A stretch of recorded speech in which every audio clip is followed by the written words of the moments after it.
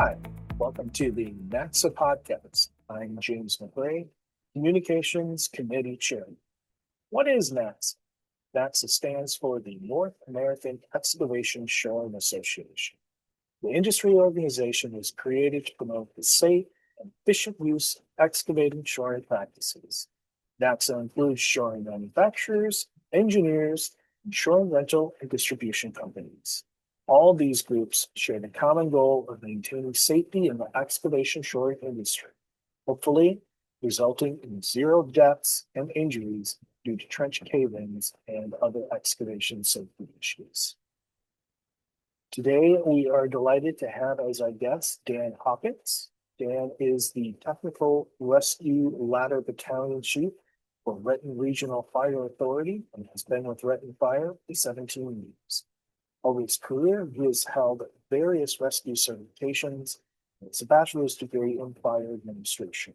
He has also served as the logistics captain responsible for managing equipment and supplies for the organization. Here's our discussion with Dan Hawkins. Dan, thank you so much for joining us on the NAXSA podcast. Let's kind of start from the top.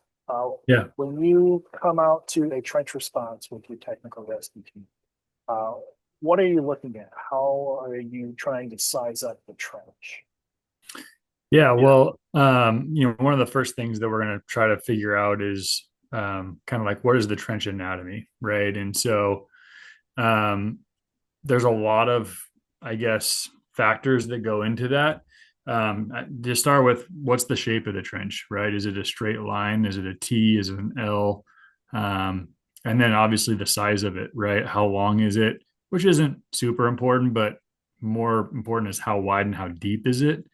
We have some hard stop rules on depth at about 20 feet.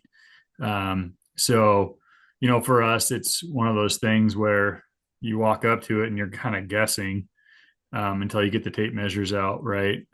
But there's some L&I requirements and stuff that we have to make sure we're adhering to. So once we understand kind of the size and the shape of the trench, I'm looking at all the things that are going on around it. Is there heavy equipment nearby that's still running that needs to be shut off? Is there shoring equipment inside the trench, right? Trying to figure out, how far along are they in this project? What's going on? Why are they digging this trench, right? What's the purpose? Are we trying to, and most of the time it's utilities and that type of stuff. But the more answers we have to put the pieces of the puzzle together just gives us a better understanding of what's going on. We're also looking at things like the hazards that are inside the trench, gas lines, really any utility lines like water, sewer, etc. Just so we understand, what are some things that could go wrong and cause us more problems. And then ultimately, we're trying to figure out, is this stable or unstable? I mean, the bottom line is any trench that's not shored is an unstable trench, but how unstable is this trench, right? And so, we can walk up to a trench and look at it and see multiple previous collapses and, get a good idea what kind of soil type are we looking at here. And that's just the trench itself and kind of the scene, so to speak.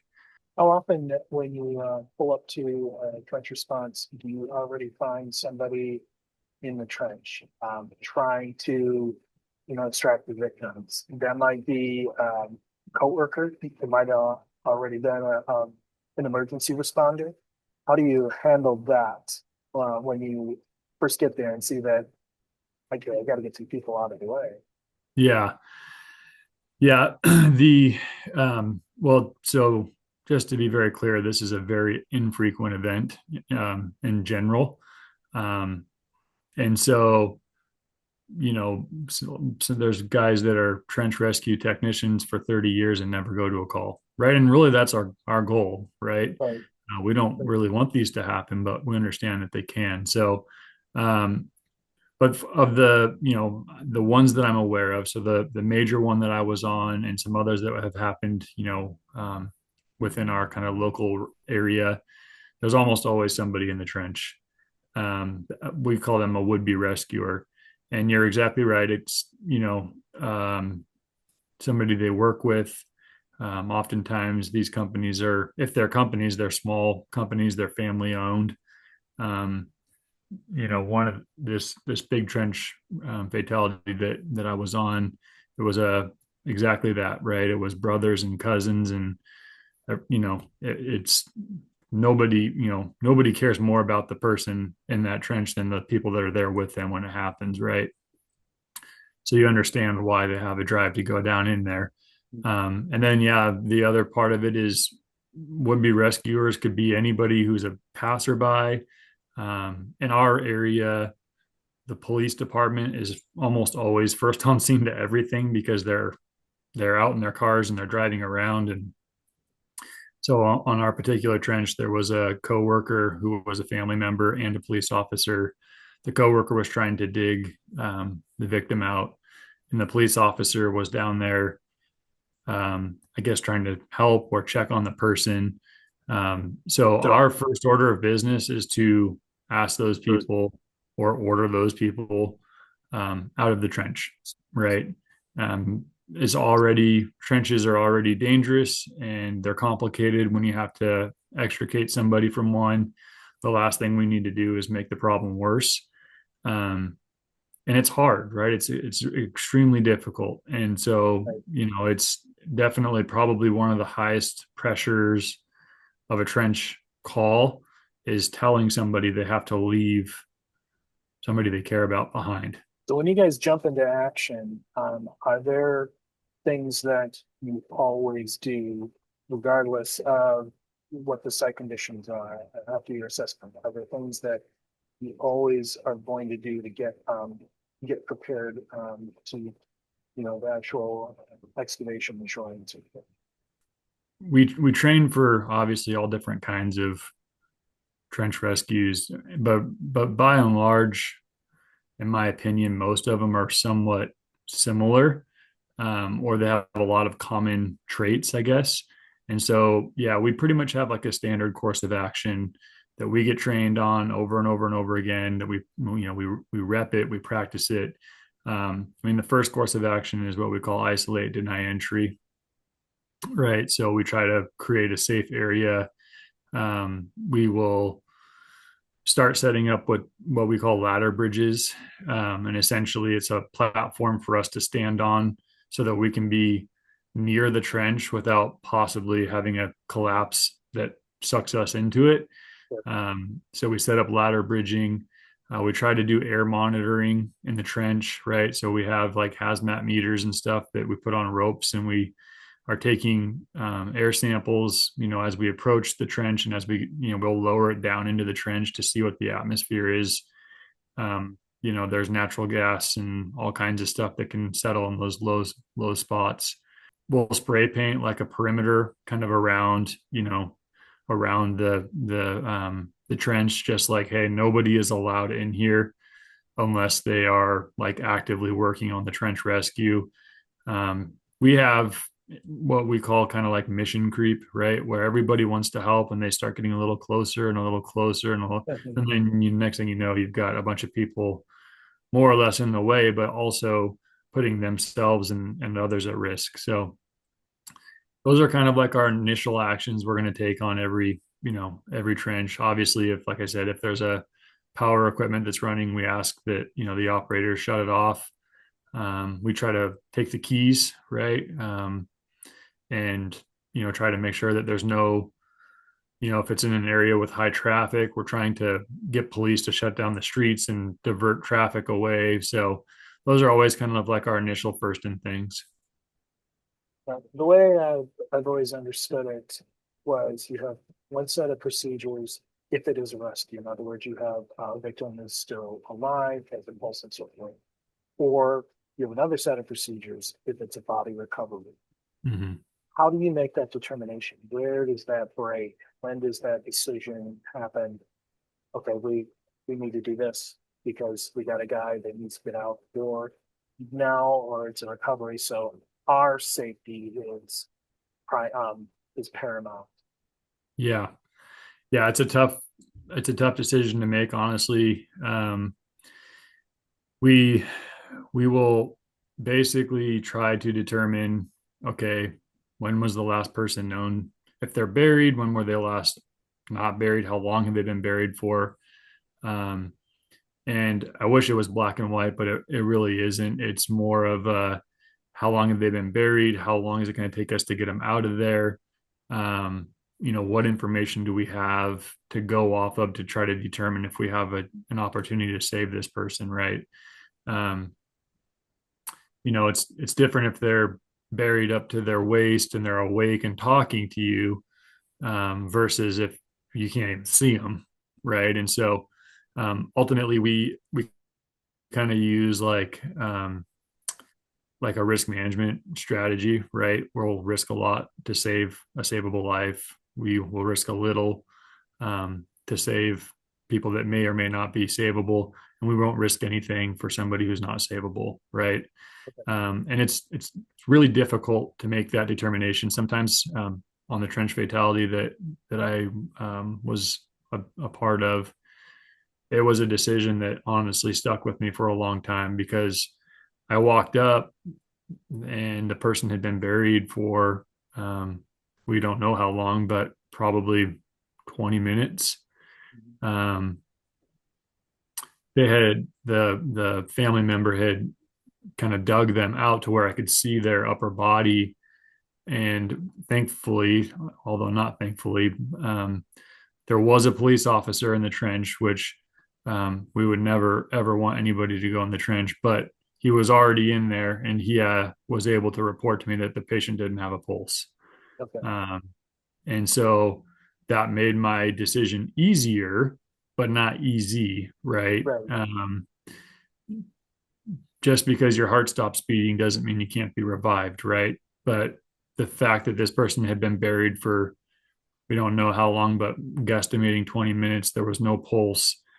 It was also an extremely unstable trench, um, and the risk of more people getting trapped or buried was high.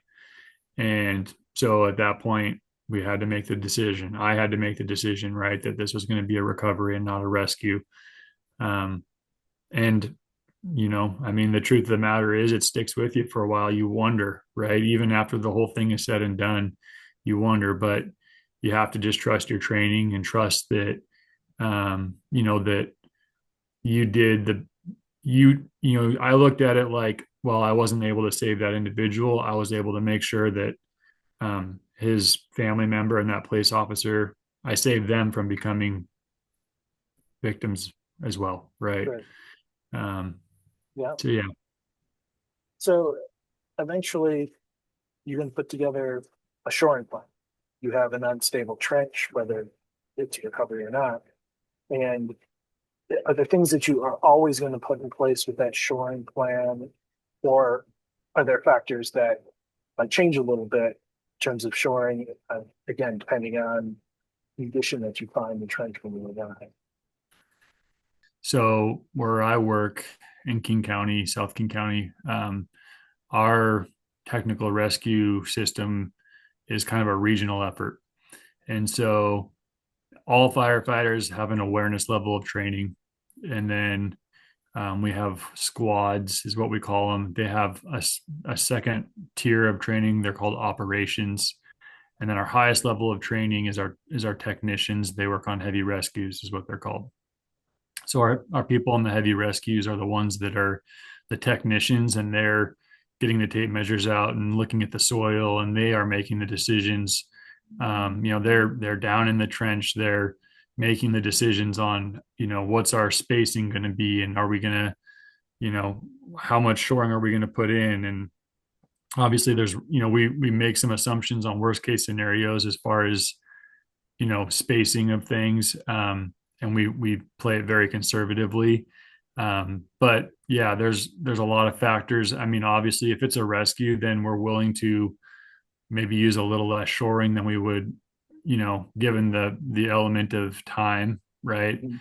Um, but it's one of those things where every situation is a little different. So we kind of practice for worst case scenario, the worst kind of soil, pouring down rain, rain's dumping, all those things that would change it, and then we can scale back from there as needed. So, um, yeah, and just so to be clear, I'm an I wasn't at the time. I was a captain on our squad, so I was in operations like a level 2 or tier 2 trained person. And so, kind of my job is to get there, size it up, see what's going on, make sure we have all the right resources coming, and then kind of build an initial plan. But then when it comes down to the details of, is it going to be 18 inches or 24 inches, or how far apart are our columns and how far apart is everything going to be? We have, it's an immense amount of training those guys do to be proficient at that. I mean, we're not like you guys, we're not excavators. We don't do this every day. So, we're trying to be kind of jack of all trades, and really our heavy rescue technician guys are kind of masters of all of it. Okay. And so they spend an enormous amount of time training to be proficient on all different kinds of things, trench being one of many different things they do. So I'm very thankful to have those people to kind of shoulder that burden, so to speak. And that kind of frees me up to keep an eye on the big picture and make sure that the incident is moving in the right direction from a more strategic level. What are some of the tools that you actually use for shoring? I have to ask that question again. I'm a manufacturer of shoring equipment. What are some of the shoring equipment that you guys actually use? We're primarily using hydraulic shoring, um, as far as getting the actual shores in place. So, um, that's kind of the shoring specific stuff. Of course, we use a bunch of different type of equipment for other aspects of the rescue. Okay. So after you have a shoring plan, you're also going to have an activation plan, and you're going to have extrication plan.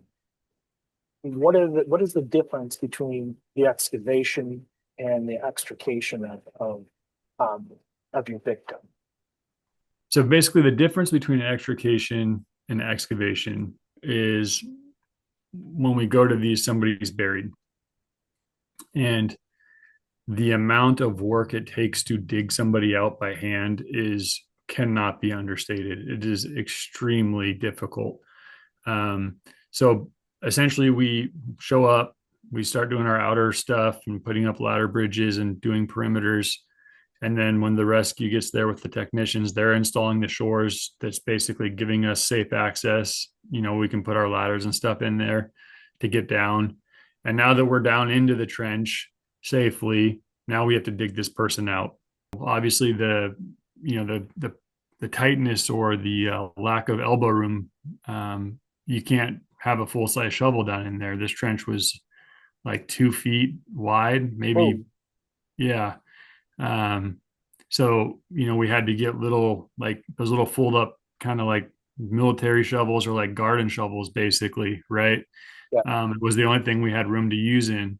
And then as you take a scoop out, where do you put it, right? Because there's only 2 feet, so you can't just set it behind you, or it's in your way. So we basically would have them like dig away, fill a bucket, and then he would pass, the rescuer who was digging would pass the bucket to his partner. He would go then dump it at the other end of the trench, and then we had a vacuum truck set up to basically pull all the loose dirt out. So essentially, once we had the victim completely excavated, now we have to figure out how to get him up and out of the trench, right? And so we have, special rope equipment and special like harnesses and stuff that we can put people in. So after the victim is extracted and he's out, um, you guys are going to debrief what's involved in that kind of that post action plan. Yeah. Yeah, it's kind of interesting because we train quite regularly for these types of calls, but when we're done with our training, it's all right, pick everything up, let's go home. And it's a little different in real life, right? This call went on for 11 hours, and we don't go to trainings that last more than 3 hours typically, maybe a full day, an 8 hour day, but um, so everybody's exhausted, right? I think the call came in the afternoon and it was well into the evening by the time, it was over. So now we've got a real big risk because we've got to figure out how to unshore this trench in the middle of the night with a bunch of first responders that are exhausted. It was 90 degrees out that day. After something like that, the initial debriefing is just everybody go take a break, go sit down, catch your breath, hydrate, get a snack or whatever, use a bathroom, whatever we can do to just give everybody 10 or 15 minutes to kind of collect themselves, right? And then during that time, kind of the leaders of the different groups and sections of the incident command team are meeting and talking about the specifics of, okay, how are we going to do this safely without just letting it be a free for all? And now somehow we have to get all this equipment out of this trench that's already unstable, right?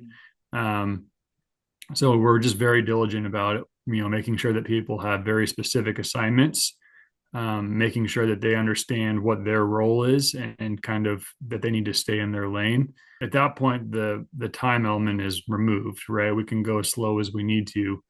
And so really limiting the number of people that are putting themselves at, any kind of exposure to any kind of risk when we're pulling that equipment out.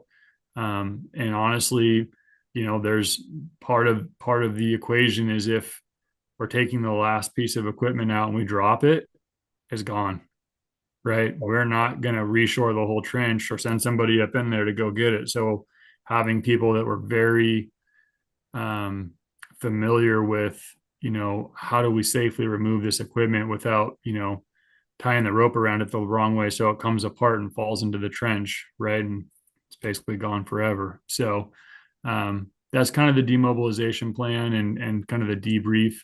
And then obviously, as days and weeks go by, we start kind of formulating what we would call like a formal after action review, where we're going to really gather information, pictures, videos, radio traffic, and really go through it with a fine tooth comb and try to figure out, what did we do well, what could we do better next time. And a lot of times with big incidents, I think we had 44 first responders at this call.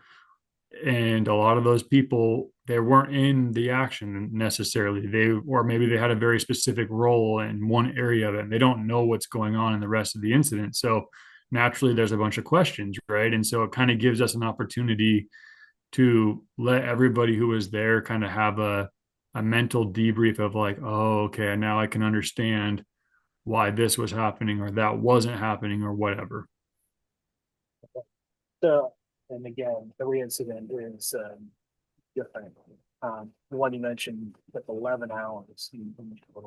Um, what is when you guys head out to an incident, in your mind, what are you thinking is your minimum time that you're going to be out there? In other words, you go out to an incident, you're going to be here for a certain amount of time. How much time is that? I'll start by saying most of these trench calls we go to are typically homeowners who rent a piece of equipment and don't really understand the risks of what they're doing. And so typically homeowners are not digging that deep, right? They're, I don't know, 4 or 6 feet at the most. I mean, some of them are just putting sprinkler systems in their yard, right? So obviously, I mean, the ironic thing is, this was one of the first trench calls in our area that anybody was aware of. I don't, you can understand how that situation kind of unfolded. But when we got to that call, I was a captain on the ladder truck of the squad at the time, and my chief at the time that I was working for said, "How long do you think we're going to be here?"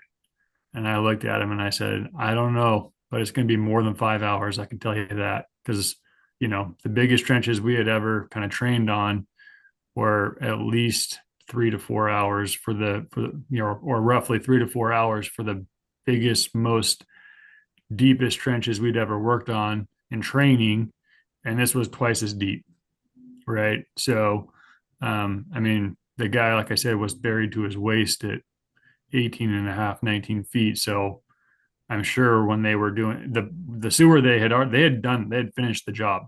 Like they had pulled all the trench boxes out, they had pulled all their equipment out, and then my understanding is the victim had dropped his keys into the trench and tried to run down in to grab them.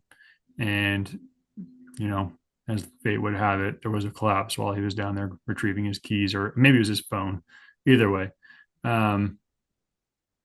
So yeah, it's the time is, I had no idea how long it was going to take. I just knew that I've been to a handful of calls in my career that took, the better part of 12 hours. And I looked at this thing and I went, I don't know how long it's going to take, but it's going to take a long time. It's probably going to be one of the longest calls we've ever been on. And it was probably up there in the top 5 longest calls. Yeah, thank you so much for your time and such important information. I think everyone appreciates all the work that you do. Um, and I'm glad we could shed a little light on difficult days Mm-hmm. and how much training is required for all the things that you do. So, as a representative of NAXSA, thank you very much for your work. I appreciate it, and I know our association appreciates it as well. Thank you for joining us today. No problem. Thanks for having me.